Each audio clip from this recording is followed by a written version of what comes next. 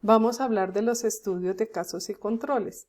Los estudios de casos y controles hacen parte de los estudios observacionales. ¿Y cuál es la característica de los estudios observacionales? Donde el investigador no manipula directamente los sujetos objeto de estudio, solamente los observa, y este estudio generalmente es retrospectivo.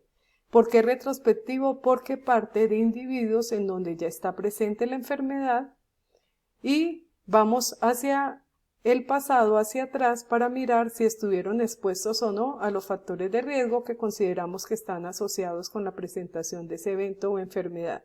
Recibe otros nombres como estudio encuesta retrospectivo, caso referencia y caso comparación. ¿Cuál es el objetivo? ¿Qué busca este estudio? Determinar la posible asociación de una exposición con una determinada enfermedad o efecto o evento que afecta la salud de una población.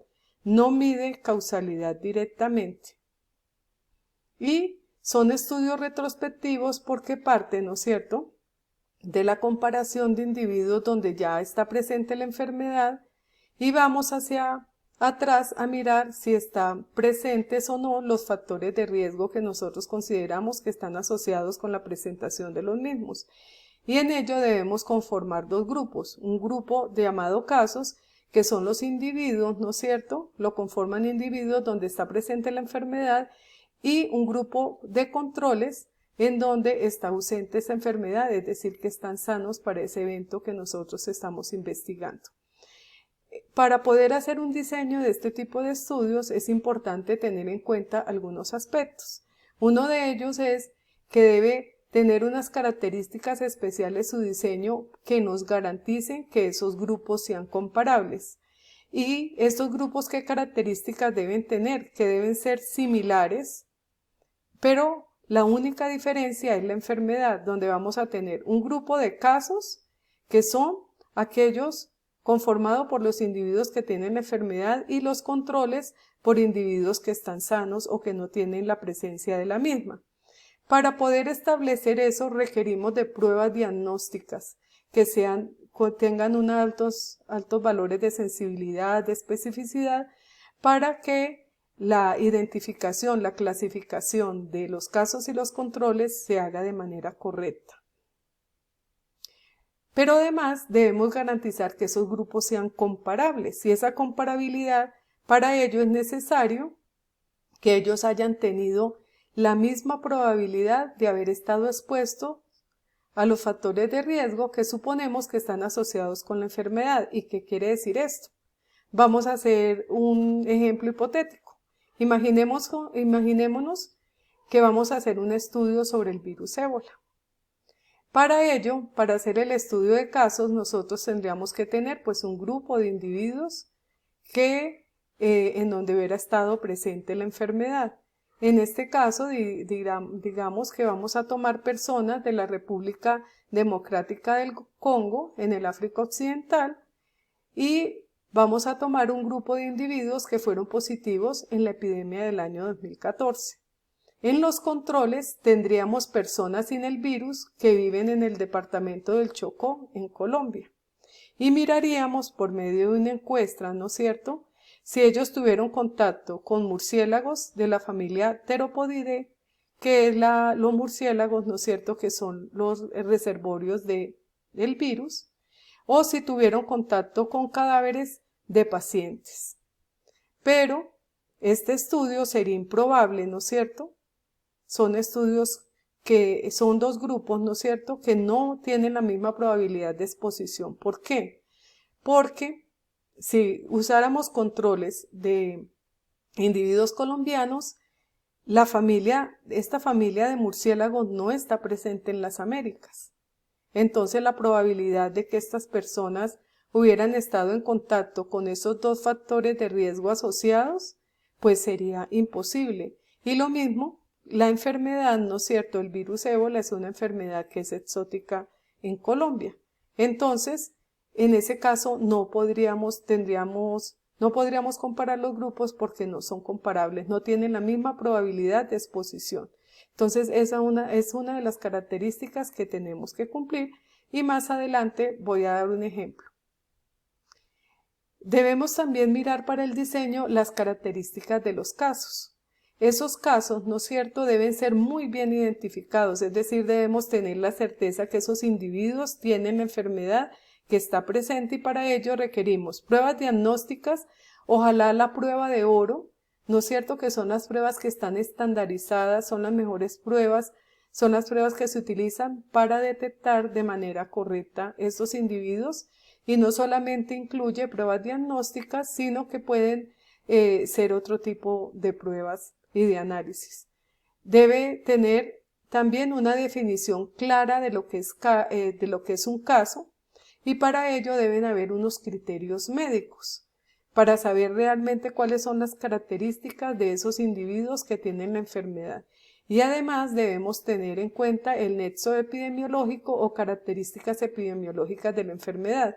En el ejemplo anterior, ¿no es cierto?, si no hubiéramos tenido en cuenta eso, hubiéramos escogido, nosotros no podríamos escoger individuos como casos a personas que no estén en los países en donde la enfermedad es endémica y en donde están los reservorios silvestres, que son necesarios para que se dé la enfermedad. Entonces, para ello, yo debo cumplir con estas características para poder tener la certeza que los casos han sido bien identificados.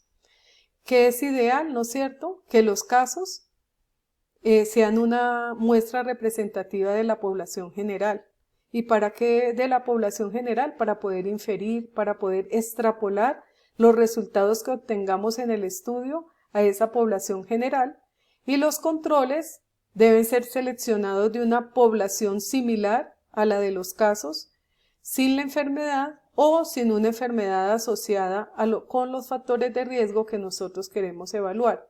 Además de ello, es muy importante evitar sesgos de confusión que pueden presentarse en este tipo de estudios y para ello, ustedes vieron en los anteriores videos que una de las estrategias es usar grupos pareados, que puede ser por edad, por sexo, por ocupación, por condiciones epidemiológicas y esos estudios pareados o por equiparamiento es cuando yo selecciono casos y controles, ¿no es cierto?, que son muy similares entre sí, que pueden ser similares en peso, en edad, en raza, en sexo, pero la única diferencia entre los dos es que en los casos va a estar presente la enfermedad y en los controles está ausente.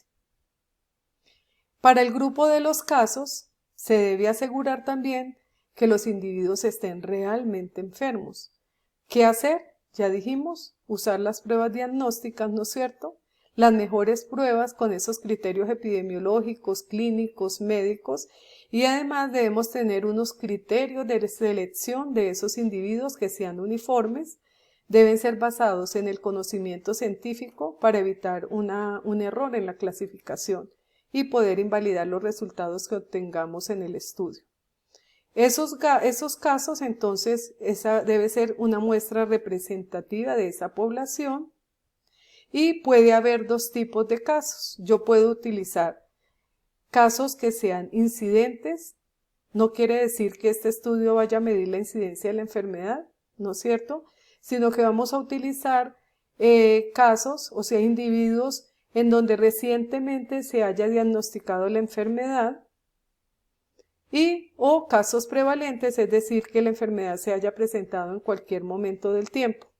¿Cuál es la ventaja de usar casos incidentes? O sea, casos de individuos en los cuales recientemente se presentó la enfermedad, es que vamos a evitar los sesgos de memoria. Recuerden que en este tipo de estudios nosotros indagamos sobre la exposición a los factores de riesgo por medio de encuestas y si esos animales o esas personas han enfermado en un periodo muy distante al inicio del estudio, van a omitir de pronto información que no recuerdan en el momento de la encuesta.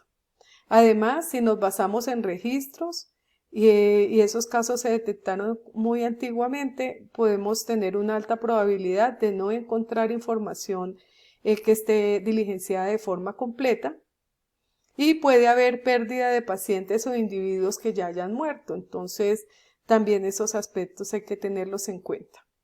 Entonces, en el diseño de este estudio, ¿no es cierto?, vamos a tener los casos y los controles y vamos a indagar si estuvieron expuestos o no expuestos a esos factores de riesgo, y de esa forma vamos a poder hallar medidas de asociación. Vamos a hacer pruebas de significancia estadística, que es muy importante que ustedes recuerden y ya lo hemos visto en otras clases, y vamos a establecer, ¿no es cierto?, si hubo una exposición o no a esos factores de riesgo. Luego, para poder saber si esos factores de riesgo realmente están asociados con la presentación de ese evento, de esa enfermedad, la medida de asociación que usamos es la razón de disparidad o odds ratio, que ustedes ya la conocen, que vamos a hallarla, ¿no es cierto?, por medio de los productos pareados. ¿Cómo se interpreta la razón de disparidad? También lo recuerdan muy bien. Si esa razón de disparidad da igual a 1, quiere decir que el factor de riesgo analizado no influye en la presentación de la enfermedad. Si da mayor que 1, entonces podemos deducir que la exposición a ese factor analizado aumenta el riesgo de presentar la enfermedad, es decir, que es un factor de riesgo. Y si da menor a 1, entonces decimos que la exposición al factor analizado reduce el riesgo de enfermar y que por lo tanto no es un factor de riesgo, sino un factor protector. Y recordemos siempre que es importante constatar que esa razón de disparidad se encuentre contenido en el intervalo de confianza y que el valor de P denote significancia estadística antes de analizarlo, porque si ese valor de P, ¿no es cierto?, no tiene significancia estadística, nosotros no podemos afirmar que esos factores de riesgo o esos factores protectores están asociados con el evento que estamos estudiando. ¿Para qué son útiles los estudios de casos y controles? Se utilizan mucho para ensayar hipótesis de causalidad, para medir la asociación entre la presentación de la enfermedad y la presencia de uno o de varios factores de riesgo, y de ahí poder saber y poder desarrollar estudios complementarios. También me permite explorar la asociación de varios factores de riesgo con una enfermedad o efecto, realizar estudios para enfermedades de baja frecuencia. ¿Por qué con estudios de baja frecuencia? Porque como partimos de individuos que ya están enfermos, entonces no vamos a tener dificultad de poder hallar personas o animales enfermos, partimos ya de la enfermedad. Y es útil para estudiar enfermedades raras. ¿Y por qué es útil para estudiar enfermedades raras? Por lo mismo, porque podemos partir de registros, de reportes, ¿no es cierto?, de enfermedades como el cáncer, enfermedades ocupacionales, identificar esos individuos, ¿no es cierto?, compararlos con un grupo similar pero que no estuvo enfermo y poder indagar mediante encuestas, mediante entrevistas y otros mecanismos, evaluar si estuvieron expuestos o no a los factores de riesgo que nosotros sospechamos que están relacionados con la enfermedad.